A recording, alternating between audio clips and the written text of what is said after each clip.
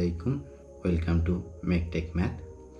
আজকে আমরা strength of ম্যাটেরিয়ালসের প্রথম অধ্যায়ের একটি সম্পর্ক নিয়ে আলোচনা করব। সম্পর্কটি হচ্ছে বাল্ক মডুলাস ও ইয়ং মডুলাস বা মডুলাস অফ ইলাস্টিসিটির মধ্যে সম্পর্ক। এই সম্পর্কটা আজকে আমরা প্রতিপাদন করব।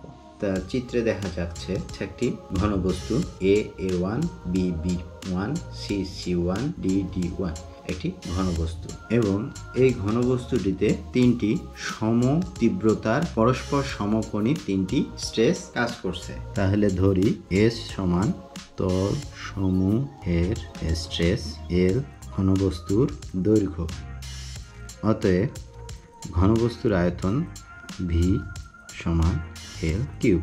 এখন দেখা যাক এখানে টেনসাইল স্ট্রেস কাজ করছে, এখানে এবং এখানে টেনসাইল স্ট্রেস কাজ করছে, সেহেতু লেখা যেতে পারে B1 C1 ও A1 D1 তলে টেনসাইল স্ট্রেসের কারণে ই অর্থাৎ ইয়ং মডুলাস বা মডুলাস অফ ইলাস্টিসিটি সমান আমরা লিখতে পারি tensile stress divided tensile strain. আমরা টেনসাইল স্ট্রেসকে এস দ্বারা এবং টেনসাইল স্ট্রেনকে ই দ্বারা প্রকাশ করতে পারি। অতএব ই ইকুয়াল হবে এস বড় হাতের ই। আবার A1 B1 ও D1 C1 তলে কম্প্রেসিভ ল্যাটারাল স্ট্রেন কাজ করছে। স্ট্রেন এর কারণে ই সমান হবে এস এম ই। এখানে বলে রাখা ভালো এম সমান পয়সনের অনুপাত। তাহলে আমরা ছোট ইকে এপাশে নিয়ে আসলে পাই এস এম ই। এটাকে যদি আরেকটু সাজিয়ে নিই তাহলে ই ইজ ইকুয়াল টু 1/m গুণন এস ই। তারপরে ABCD তলে মোট ল্যাটারাল স্ট্রেন হচ্ছে ABCD তল বলতে এই তলটিতে মোট ল্যাটারাল স্ট্রেন হচ্ছে সমান ডেল এল বাই এল সমান আমরা লিখতে পারি S e minus 1m into s e minus 1m into s ই। এটি ল্যাটারাল স্ট্রেনের সূত্রই, যার কারণে আমরা এটি লিখতে পারি। তাহলে ল্যাটারাল স্ট্রেনের সূত্র অনুযায়ী আমরা এটি লিখতে পারি। এটিকে ক্যালকুলেশন বা সাজিয়ে পাই s e minus 2 into 1m into s e. তারপরে এসিকে কমন নেই, s e s divided by e common নিলে হবে 1 মাইনাস 2 ডিভাইডেড বাই এম। তাহলে আরেকটু ক্যালকুলেশন করলে পাই এম এম মাইনাস 2। এটি হচ্ছে সমীকরণ নাম্বার 1। এটিকে মার্ক করে রাখি। এখন আমরা জানি যে v is equal to l cube. তাহলে এটিকে ডিফারেন্সিয়েশন করে পাই del l equal to del l into l cube. Differentiation করে পাই v del l equal to power আগে আসবে এল 3 মাইনাস 1।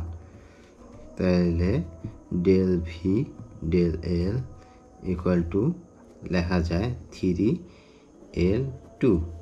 আরেকটু গুছিয়ে নেই, del v equal 3l2 into del L.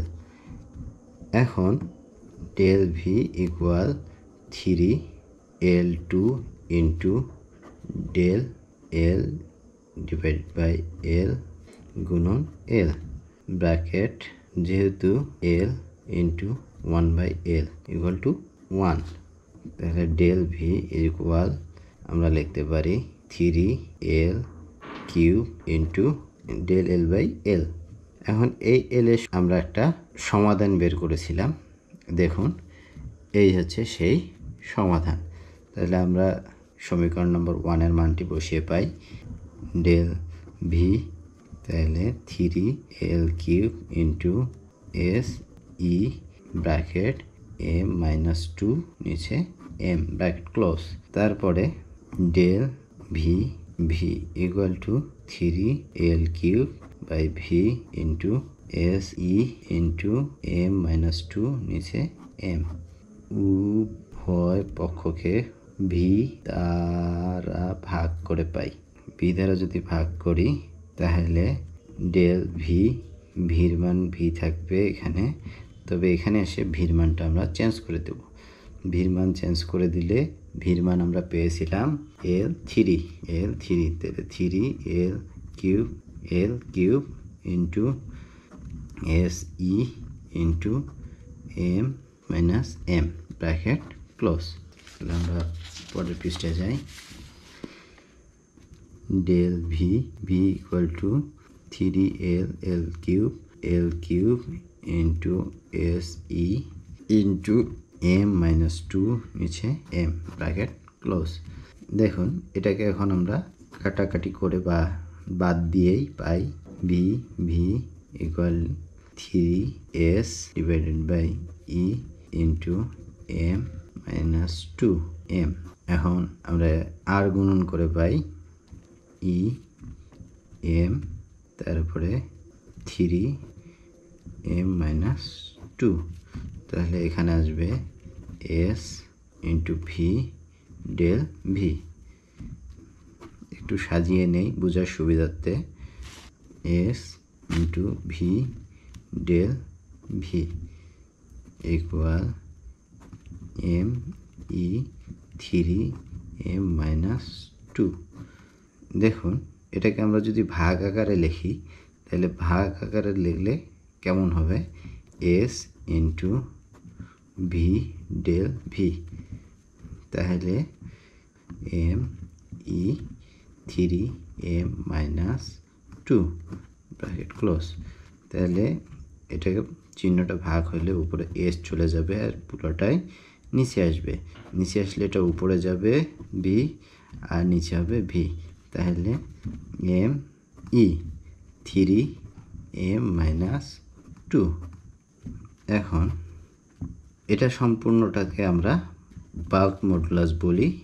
Bulk modulus equal to কে, তাহলে m ই 3m মাইনাস 2। হ্যাঁ, এই হচ্ছে বাল্ক মডুলাস ও ইয়ং মডুলাস বা মডুলাস অফ ইলাস্টিসিটির মধ্যে সম্পর্ক। ভিডিওটি ভালো লাগলে অবশ্যই কমেন্টের মাধ্যমে জানাবেন এবং আমাদেরকে সাপোর্ট করার জন্য লাইক বাটনটা প্রেস করবেন এবং আপনাদের বন্ধুদের মাঝে ছড়িয়ে দিতে অবশ্যই ভিডিওটি শেয়ার করবেন। আরও নতুন নতুন ভিডিও পেতে আমাদের চ্যানেলটি সাবস্ক্রাইব করবেন।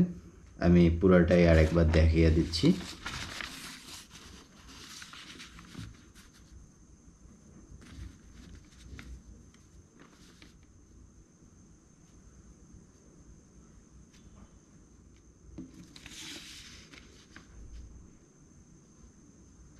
আজকে এখানেই শেষ করছি। ভালো থাকবেন, সুস্থ থাকবেন। ধন্যবাদ।